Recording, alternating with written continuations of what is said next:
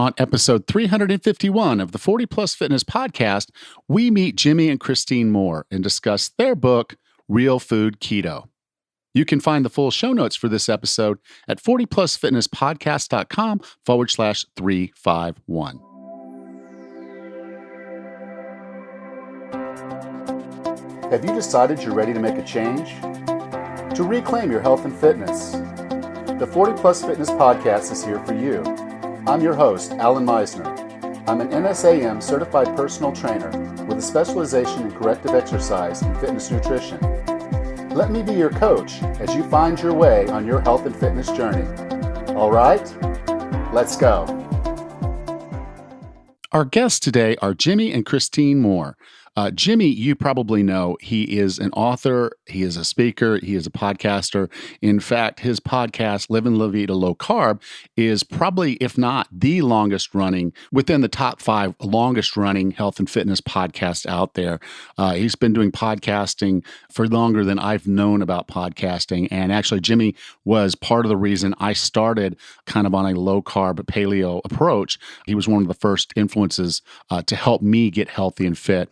Well, his wife went to school to become a nutritional therapy practitioner. And so together they sat down and wrote the book, Real Food Keto. It's a really cool book. Jimmy's always been one of the best guests on the show. He's, like I said, he's a prolific podcaster. He now has, I think, 4, 5, 6 podcasts that he does. So really, really cool couple and a really, really good book. So I'm really interested, eager to get this interview out to you. So with no further ado, here's Jimmy and Christine. So Christine, Jimmy, welcome to 40 Plus Fitness. Yeah. Thank you. Hey, man, what's up? Of course, Jimmy, you are the guest that I've had on the most. Pretty much every book that you've written, I've had this opportunity to have this wonderful conversations with you. And I truly, truly appreciate and honor what you've done to educate people. And I'm really, really glad that you've now brought on Christine with her education and what she's doing. Again, 1-2 punch. This was an excellent book. It's called Real Food Keto. And I love the title, which we'll get into in a minute. Thank you. Yeah. When we're 90, I'm going to be, this is my 67th book, Alan. Yeah. I'm ready to talk about it today. And I am working on my own book. So I'm doing a lot of reading into how to market a book and all the different things you're supposed to do. And I'm reading out there, some authors, they're putting out a book a month. And I'm thinking, oh my God. That's crazy. I don't even know, but they're managing to make money because they just constantly have this flow. And so someone reads their first book and then they're hooked. And so now they're buying every book and they, insatiable appetites for fiction. It works really, really well. Nonfiction, I think you got to do a little bit more research and work to put out something really, really good. Yeah, I think it would be overwhelming as a nonfiction. I don't think the product would be very good if you put out a book a month. I know a lot of stuff. I don't think I could do a book a month. I thought I was doing well with a book a year, Christine. Yeah, and having gone through the process now myself, it's quite, I never really got it when people said when they were done that they were just exhausted, but I get it because it is such a draining experience. Alan gets it too. Yeah, I'm sure. But I think that's the cool thing though, and this is not a flimsy little pamphlet or manual. You did some really deep research for this book, and this goes deep into nutrition. I think really pretty much further than any other keto book I've read has done. It's a very deep, but you do it. You explain things in a really cool way. So it's deep but good. You know what I mean? Yeah, thanks for that. And that was one of the things when Christine was going through the nutritional therapy practitioner program. I was like, wow. Why don't I know this stuff? This is like really relevant information for a keto dieter that's just not out there in the mainstream. So when I approached my publisher about collaborating on this book with Christine, they were like, absolutely. And now it is our publisher's favorite keto book, which is saying a lot because they do all the big keto books. They do. Hey, I talked to them. Keto Clarity. I've been talking to Victory Belt for quite some time. The books that are coming out in keto, they're really the ones out there center in front of the market. So really enjoy working with them to get wonderful guests like you. Yeah. Thank you. And they do such a good job with the books. They're beautiful. When we received our author copy of Real Food Keto, we were flipping through it, and just the time that the design team to put into the charts and the graphs and everything, it's so easy to understand and it flows so well. So great job, Victory Belt design team, for putting together such a good book. It is all the way across. The content and the quality of the book are bar none great. I want to turn the conversation about the book a little bit, because this is just something I've really been struggling with over the course of the last couple of years as I've done these different interviews. I'm approaching 200 interviews, so I think I'm picking up a few things here, and it's the fact that we have to use the term real food, because our grandmothers or great grandmothers, if they walked in a grocery store today, they wouldn't even know what it was. They wouldn't call most of what's in their food. What is real food, and why is it so hard for people to understand what real food is? Alan, you and I are blood brothers, because this is the exact reason I wanted this book to get out there, because I was noticing the trend in the keto world was that people weren't putting an emphasis on real food. And it's disgusting that we have to put a qualifier in front of the word food. They used to just call it food, but we have to qualify it these days because there's a whole lot of food-like disease agents out there that's not real food, that we have to call it real food. And that was kind of the heart of what we wanted to do. What would you say would be the definition of real food, Chris? Really, anything that doesn't have a label on it, that has ingredients on it that you can't pronounce. So, I mean, things that you grow in your garden. We have 26 backyard chickens that lay us wonderful free range eggs every day. So, things that aren't chemically processed, that are natural. It don't get realer than that, Alan. Yeah, but I guess it's it's getting harder and harder, I think, to find real food, because I walk in the grocery store and probably 100 years ago, someone on keto could eat an apple, and the amount of sweetness from an apple wouldn't take them out of ketosis. Today, they're so sweet, they've been bred to be, something else, and so it's the nutrition's not there. And I think you even said something about an orange. That everybody equates an orange to vitamin C. Yeah, Mm-hmm. and bananas to potassium, and yeah. Well, and here's the thing, that back 100 years ago, what was the prevalence of obesity? People weren't as metabolically damaged as they are today. So yeah, for a lot of people today, eating an apple will kick them out of ketosis, not only because of its extra sweetness, but just because a lot of us are metabolically damaged through poor diet choices early in life. So, that's why when I look at a client, if they can handle a sweet potato here and there, then I will recommend that. Most of those people tend to be athletes or more active. But for the majority of my clients, they can't have even what would be considered real food. A sweet potato, that's real food, but not all of us can handle that. But to your point, you're right. The food has changed. Mm-hmm. And because the food has changed, so have our metabolisms. And my last book, we talked about, the prevalence of insulin resistance. And it's higher than people think it is. It's upwards of 70% of the population are walking around with some level of insulin resistance, where their bodies aren't responding to carbohydrates anymore in the same way, which is why restricting them is the answer.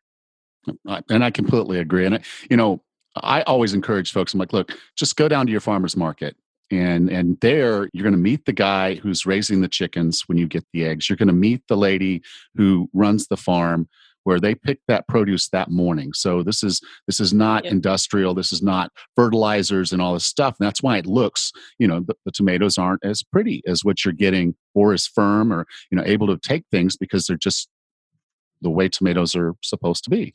I love ugly produce. I do too. It's got character, and we grew a bunch in our garden this year, didn't we? A bunch of different kind of vegetables. You find that the heirloom tomatoes often the heirloom go off the charts. They're amazing. Yeah. And that's what I think, get to know your food and what real food is, and then start putting more and more of that into your diet, and you're gonna feel better. Yep, I agree. So I was really interested when you started talking about gallbladder, because as I got into this stuff, my mother was not feeling well, and her health was starting to fail her. And I was like, Mom, I think you should check out this low carb, high fat diet. And she's like, well, they took out my gallbladder, so I can't eat that way. Hmm. But you've done something because you're keto, you're Yep. low carb, and Yep. you don't have a gallbladder. I'm sorry, a Yeah. gallbladder. So Yeah. let's talk about the process for how you managed that transition, because I can imagine what, I know what keto flu is for me, uh, Hmm. but for you it must have been an entirely different experience. Yeah, so I had my gallbladder taken out in 2006. And usually, gallbladder problems happen because you do a low fat diet. You're not consuming enough fat. So the bile becomes thick, sludgy, and there's no movement of the bile. And that's what causes the stones and the sludge to form in the gallbladder. And that's what happened with me. So after I had my gallbladder taken out, what I had to do was at first stick with butter, coconut oil, things like that, because they don't require the bile to break them down.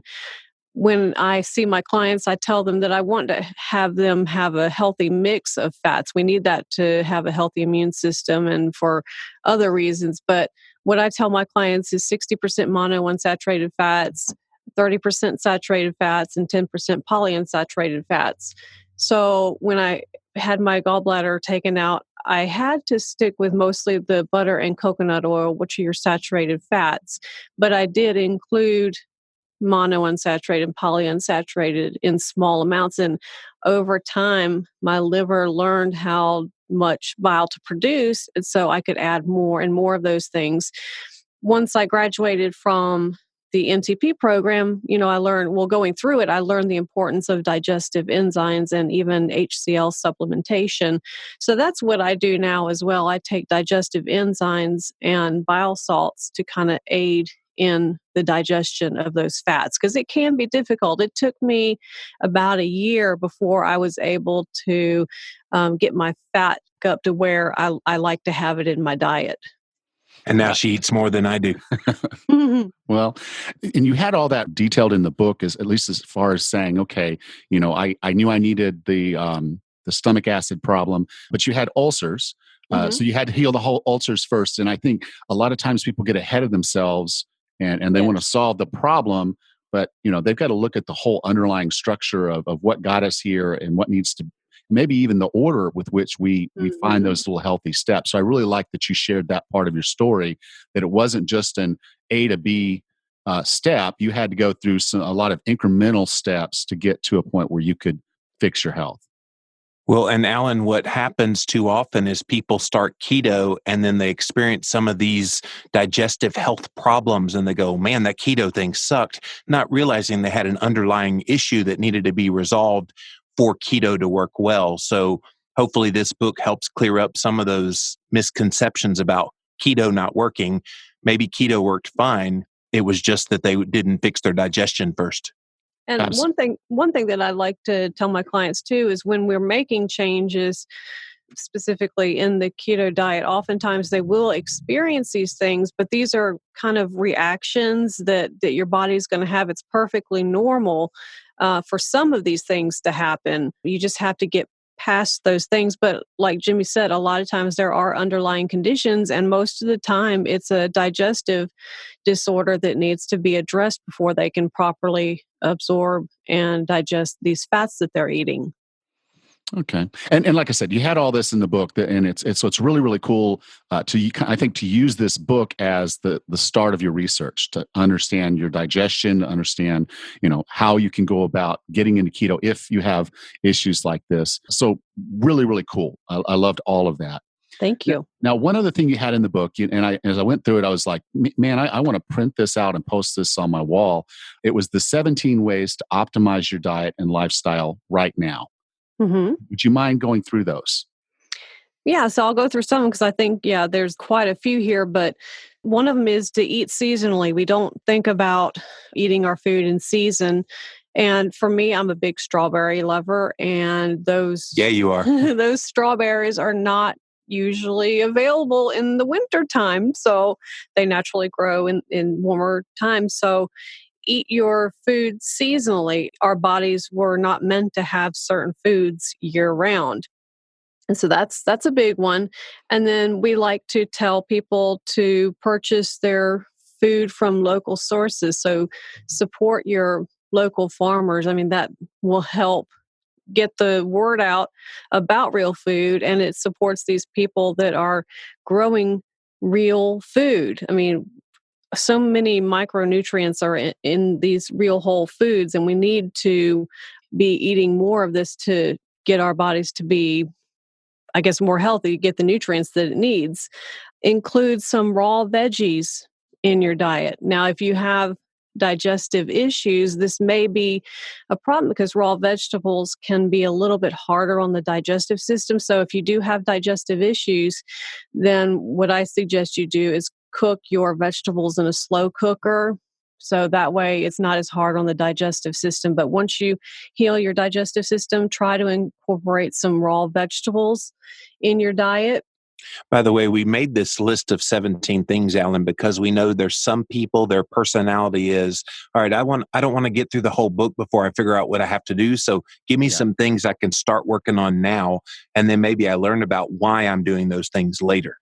Yep. Yes. So another one, if you have it available in your state, like we do, we live in South Carolina, so we're very fortunate to have access to raw dairy. Raw dairy is much easier on the system. There's a lot of misinformation about raw dairy out there saying that you might get sick from it, but in actuality, raw dairy is the best for you. I have heard from other people that their blood sugars don't respond the same way to raw dairy as it does to the dairy that's been pasteurized. Oh, mine was flatline. It's thicker than heavy whipping cream. Raw dairy. Yeah. It's pretty amazing. Have you ever had raw dairy? I have. Yeah. We've gone to the farmer's market. Of course, they have marketed for dogs or livestock. I'm like, yeah, absolutely. I'm going to give this to the dog. Nope. Oh, goodness. You want to hear a few more? Yeah, please. Okay, so another thing that we like to recommend is switch from man-made salt to sea salt. This salt that you get with the little girl with the umbrella on the packaging, that ain't salt. Gee, I wonder what that one is. So because there's an iodine deficiency running rampant, that's why a lot of people get this salt. But what I tell people to do is get the kelp drops that you can put in your water and supplement with iodine that way, or to eat more sea vegetables. But we like to use the sea salt instead, and especially if you can find the different color ones, because each one of those salts has a different preponderance of a certain mineral in it that gives it its color. And so these sea salts are just really rich in micronutrients.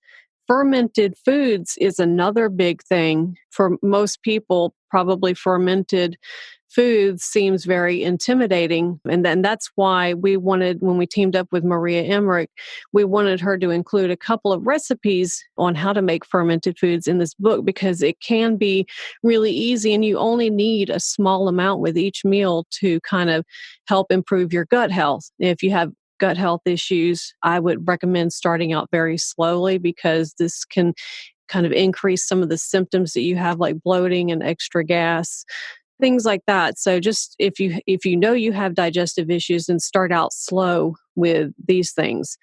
So these things are not just involving food. So we like to implement exercise into our routine.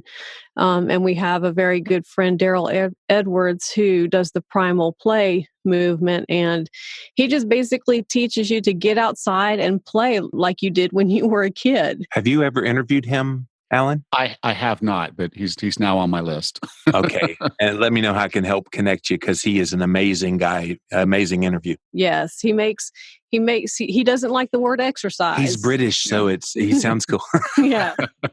So he's a wonderful I actually person. don't like the word exercise either. I'm a personal trainer, but I tell people, I said, exercise just sounds like, when we were kids, we had to get underneath our desks because there was a nuclear attack, the mock nuclear attacks, get under your desks, nuclear attack. And I'm like, this is pointless. I've seen videos of what this does to buildings, and we're not going to be safe under our desks. Right, exactly. I'm glad I wasn't the only one that thought that was wackadoo. And I was like, there's just wackadoo. Yeah, like you said. And so I was like, okay, that's what exercise sounds like to me. Whereas if I say Mhm. training, then at least at that point it has some purpose. You want to, Mhm. keep your strength, keep your agility, your speed, your endurance, all those different things. Mhm. That's with a purpose. That's not a, like I want to be able to wipe my own butt when I'm 105. That's right. Well, I'm going to have to do some training if I want that to happen.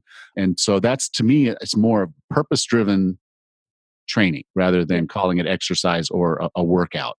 Right, and the moment that it becomes not fun, then you need to kinda switch things up. Yes, Yep. absolutely. Yep. And So I guess one other one would be sleep, making sure you get adequate sleep, and we kinda give tips in there, wearing blue blockers and taking melatonin or magnesium to kinda help you sleep. Keep the temperature of your room colder because that tends to be better for you. So, as I said, these tips deal more than just with diet, it's lifestyle things as well. yes, and that's what I really liked about it was that, this is a book about food, real food, but you went a little bit further in kind of giving someone this just kind of overall basis of just how to live a more healthy life and deal with your health issues. Mhm. Before I let you go, though, I define wellness as being the healthiest, fittest, and happiest you can be. What are three strategies or tactics to get and stay well? Well, I mean, I can let Jimmy give you a couple too, but one of them that I think is to take your health back into your own hands. We rely too much on doctors to tell us how to be healthy. And I mean, Jimmy and I have experienced this in our own lives where I was having symptoms of thyroid issues. And so I went to my doctor and I asked him to run a full panel. He didn't see the need with a full panel. So Jimmy and I did that on our own, and we found out that my reverse T4 was off and my antibodies were elevated. So these things wouldn't have been found out had they just run the typical panel that they do: TSH, T3, and T4. So one big one for me is taking your health back into your own hands. Do you have one that you think?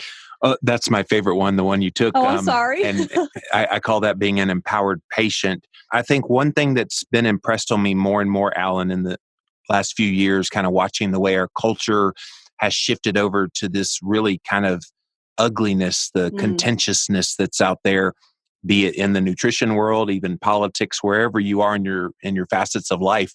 People are unkind to each other, and that bleeds over into being unkind to themselves. So I'm becoming more and more convinced that this stress that's coming on from all of that contentiousness is having a negative effect on people's lives. So my tip would be to start loving yourself and to start being overly kind to your fellow neighbors. And I find that when I do this and I make a conscious effort, and trust me, it is so hard, especially online where people are being really, really ugly towards each other. It's really hard to kind of take the higher road. But in the end, your stress level will come down and you'll be healthier as a result. and I guess one final one would kind of go along with what you said, Jimmy, is be kind to yourself because of this ugliness that is on social media nowadays. People are so quick to say, well, if you're not eating grass fed, grass finished beef or free range eggs or organic this, organic that, then you're doing keto wrong and you're a failure. No, we understand. And this one is one thing that we stress really big time in Real Food Keto: do the best you can in the situation that you're in. If you cannot afford grass fed, grass finished beef, no sweat. Just do the best you can and try not to listen to these people online that are being ugly because they just don't have a sense of reality. They're not in the real world. We understand that life happens. Jimmy and I use keto products out there, but we read the label and make sure that they are up to standard, like these drop an F bomb nut butter packets. It's great for traveling. And Paleo Valley beef sticks, peely nuts. Yeah, they come in a package, but it's still real food at its core. So just do your research and be kind to yourself. Excellent, excellent. Yeah, I declared myself a diet agnostic, and what I mean by that is that I'm going to let everybody eat the way they feel like they need to eat, and Yeah. I'll tell you my experiences, and we'll have Hmm. conversations like this, which is wonderful. But the one thing that I've noticed from all sides of this battle that people are, they're throwing all this stuff around like, oh, they're just wrong. That's wrong. This is wrong. I'm like, okay, every single one of them comes down to one core fact. Just Mhm. eat real food. Yeah. It doesn't matter if you go keto or you decide to go the entire different direction and go completely vegetarian or vegan, or actually combine both of them, which is something that's happening. Dr. Will Cole wrote his book, Great book. Ketotarian, yeah. Yeah, and I've had him on, and it's kind of that same thing of, it's all just eat real food. And what you've done here with Real Food Keto is kind of give us this great resource to learn about the food, learn what it's doing in our bodies, and make better choices and decisions for ourselves. So thank you so much for that, Christine and Jimmy.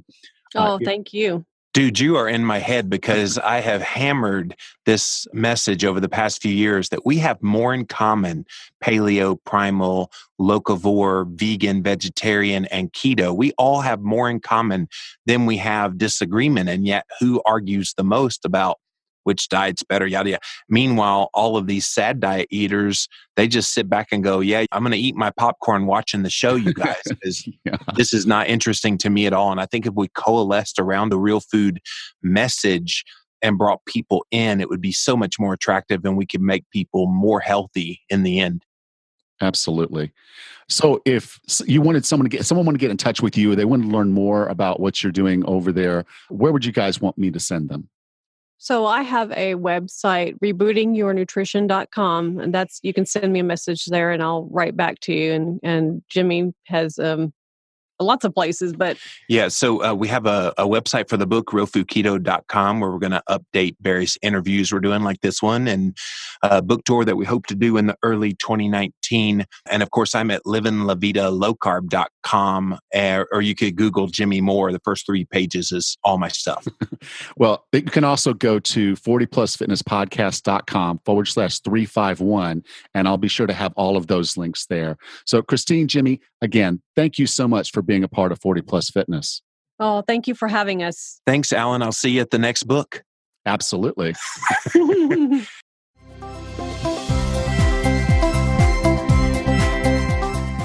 Now, wasn't that great? I really enjoy having conversations with Jimmy. He's extremely knowledgeable, and his wife Christine is just off the charts with this stuff. Her education with the Nutritional Therapy Association. Really, I mean, she knows her stuff. And this is a really, really deep book, a really cool book. It is a keto book, but you'll learn so much about nutrition in this book. It's like a college class in and of itself. So really well done book, and I hope you'll check it out. If you enjoyed today's show, would you do me a big favor? Would you become a patron of the show through our Patreon page?